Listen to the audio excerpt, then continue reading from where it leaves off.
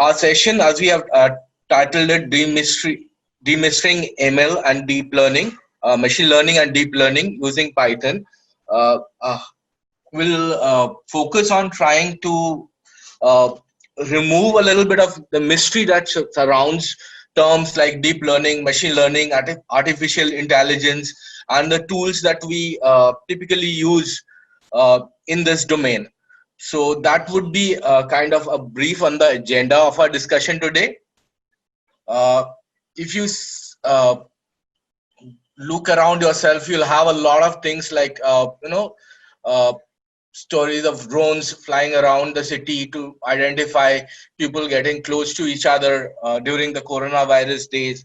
A lot of people talking of automated detection of whether people stepping out of their house are wearing mask or not. Uh, Things like that deals with the domain of machine learning and artificial intelligence. So let's have a look at the definition of what we mean by the word when we say machine learning. Uh, Machine learning is a study of a set of computer algorithms, a set of algorithms to be in most, in general, mathematical algorithms also, because these algorithms existed pre-computer days also. Not just that they were computationally so difficult that we could not so rampantly use the way we use it today.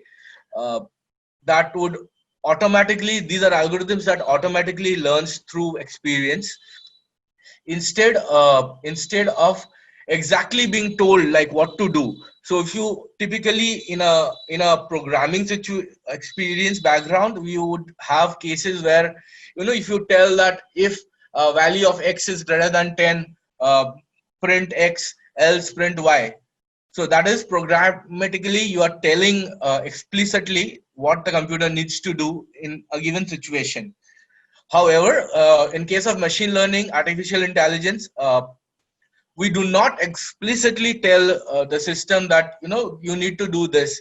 Instead, provide it with a lot of training data. So what is training data?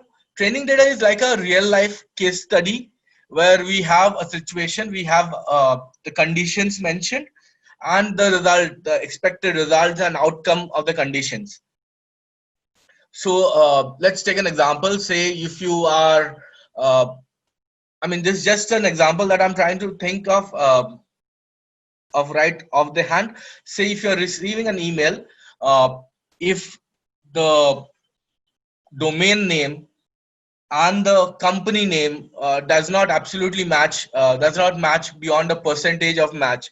So say I represent a company called uh, McDowell's, and my email address says Hotmail, McDowell's at hotmail.com. So that is more likely that I'm not an authorized uh, email sender from McDowell, right? So things like that where we are not explicitly telling the things.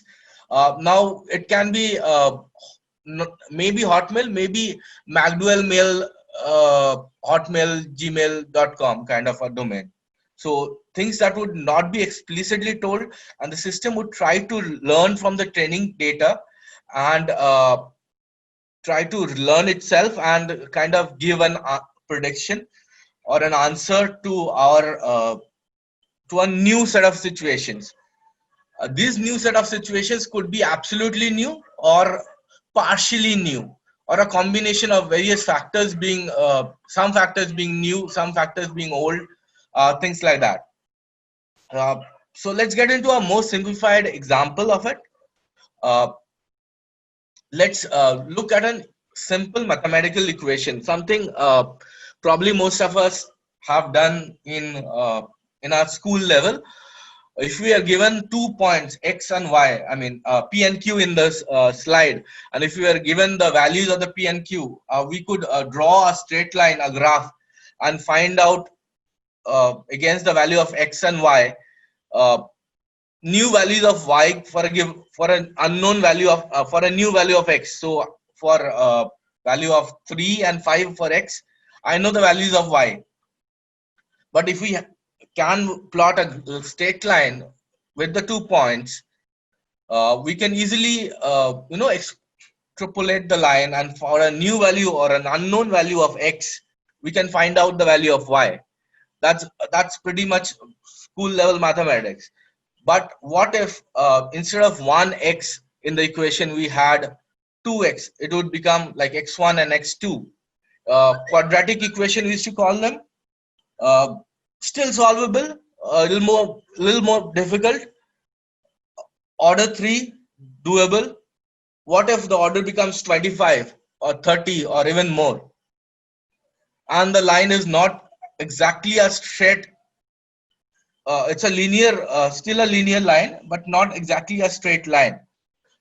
So the complication becomes more and more difficult, and with the increasing complexity, it became increasingly difficult for, though we had those concepts there in past also, to uh, you know resolve them with pen and paper calculators, or with the initial computers that we had.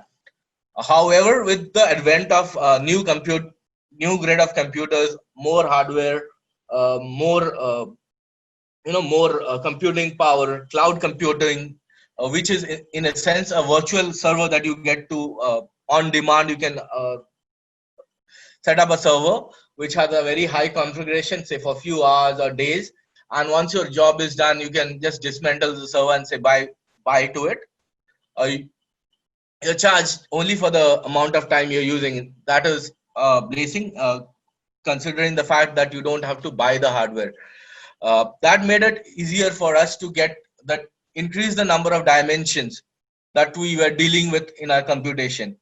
uh, that's where we the machine learning concepts of machine learning, the algorithms behind machine learning and AI started flourishing. A typical example of how we could example that is used everywhere of how machine learning or AI is deployed in real life uh, is, say, size of a house and the price. Say we make an assumption that that the price of the house is entirely dependent on just the size of the house. So it's like just a per square feet rate. So it'll be more or less like a straight line going up, uh, and almost the prices being a little more up and down around that straight line. Uh, this is a typical example Andrew Nag uses. Uh, I mean, he made this example very popular around the world of AI, where he says that the neuron or the neural network or the artificial intelligence system would actually be calculating the do the calculation, and you have the size and the price. The price is your y, and x is your size, so you can uh, predict the price, the cost of the house by the size. However, if you look at real life situation, you uh, someone say, I would, since I'm from Mumbai, let me give a Bombay kind of an example. uh, Cuff Parade or a Kolaba would a house in Kolaba would cost more than a house in, say, Kalyan or Dadar, or down I mean, or down more suburban Mumbai. uh, so there are societies, there are a lot of other parameters that impact the price. So say typically the size is one parameter. The bedrooms, the number of bedrooms in the house, probably that would determine the family size that can fit in. uh, Zip codes or the postal areas, which would basically kind of uh, be a factor in indicating how posh the area is or how not so posh the area is. The quality of schools around, the quality of hospitals around, whether you have a supermarket nearby, whether there is you know uh, uh, uh, a shopping mall nearby, how close or how high end is the shopping mall around. So these increases the dimensionality of our problem. So initially we had a single dimension problem. We had only the size that was mattering. Now we have multiple parameters. So now, as we said, if we keep on building those parameter sets, those feature sets, as we call them in terminology of machine learning, features are basically those parameters uh, that we think would increase the predictability, or how we could predict the price of the property, or the factors that impact the price of a property. So we can keep on creating those list of features and collecting data. Now, another thing that was important here is, if I have only one case, so since we have like say 20 odd parameters based on which we are taking our decision on the price, if we have say 20 case studies from each locality, for each parameter, will we have a good system which will be able to predict for us? No, because we need, I mean, to be the basic, for a very basic requirement would be a combination of 20 into 20, that is one parameter for each parameter, not 20 into 20, 20 to the power of 20. So basically for each parameter you would have the other, a combination of all possible parameters, so 20 to the power of 20 probably would be a very basic number that we would of cases that we need to do, to have a understanding of all possible scenarios. So again, that increases our requirement of computational powers. So in our initial graph example that we had talked of, we had talked of only 2 points, right? That was sufficient for us to calculate. So we could calculate with pen and paper. However, now we have say so many hundreds of points, so we cannot actually manually calculate. I mean, though theoretically it will be possible, but which still practically be not possible to manually calculate those many parameters, right? Uh, Now we talked of machine learning. What is deep learning? Deep learning is a subset of artificial of machine learning, or artificial intelligence, where we are basically involving artificial neural networks. Artificial neural networks are inspired by the way biologists found out the human neural network, the human brain tries to, tends to work. It's not entirely as dynamic as our biological brain or our biological neurons are. However, it's a very basic representation of how our human brain works, and computationally we try to pick them up, pick the methods up, and try to learn from it, try to make the systems learn from it. Why is it called deep learning? Is because it has a number of learning layers, wherein it learns, it validates its learning, and tries to relearn, okay, from its mistakes. So this cycle of learning and learning makes a deep learning structure. So more deeper your learning structure is, or your algorithm is, it'll have more number of layers where it'll be learning, evaluating, and trying to relearn from its mistakes. Typical distinction from simple machine learning and deep learning, or artificial neural networks, is machine learning tends not to have too much of relearning process on itself. The algorithm does not too much of relearns out of itself, whereas deep learning, the algorithms tends to relearn a lot from its previous mistakes. It has multiple learning layers, and that's where the difference is. With the advent of deep learning and artificial neural network, typically we have been able to achieve a lot of things. In some cases we have been actually been able to beat human intelligence. Typical example for that is Bluemix, an artificial intelligence robot that was created, and it was pitted against the best grandmasters of the day in chess, uh, where it managed to defeat the grandmaster, in some cases in the game of chess.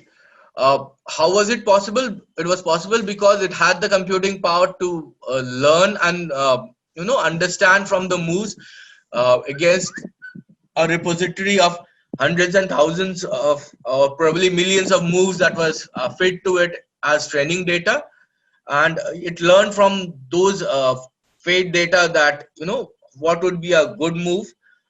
uh, Here it's very important to keep in mind that again, artificial neural networks, it's no substitute for a human brain. Biologically, human brains are still for superior to what a system could achieve. However, the advantage of using neural network is that we don't have to involve human beings into it, uh, making and with the advent of cheap computing power, with we can actually deploy multiple computers and multiple computing setups, algorithms that are trying to predict small parts of the problem, and the combined result actually gives a solution to a bigger problem. So typical example, we'll get into the use cases. Let's move on. Deep learning architecture, as I said, is a deep belief network. Different types of neural networks are there. Convolutional neural networks, one of the very popular neural networks, which basically tries to work with images. It's very popular with images. In It revolutionized the domain of computer vision. What it does is, for a single image it receives, it extracts a lot of feature sets. So probably if you give it an image, it'll say try to extract a black and white image out of it. So that will become one extracted feature set. Another extracted feature set would probably be a grayscale image. One would be just to get the broad frameworks of the features in the objects that's there on the image. So that's one kind of neural networks. Another kind of neural network is the recurrent neural network, which is basically a network which kind of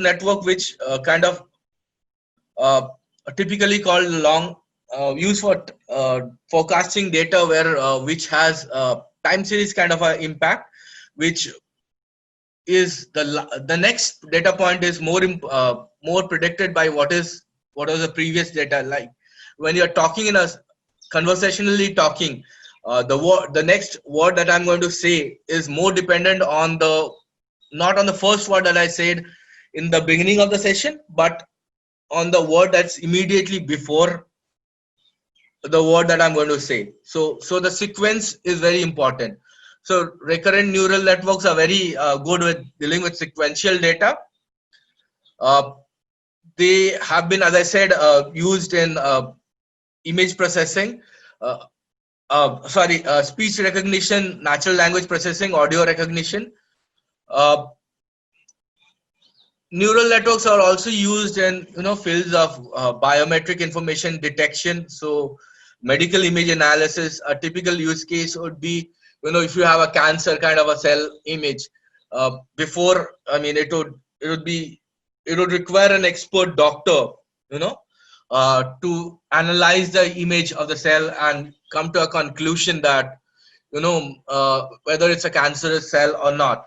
However, with artificial neural networks and artificial intelligence, we could do it using a computer, and probably someone who is having a very basic medical knowledge. That helps.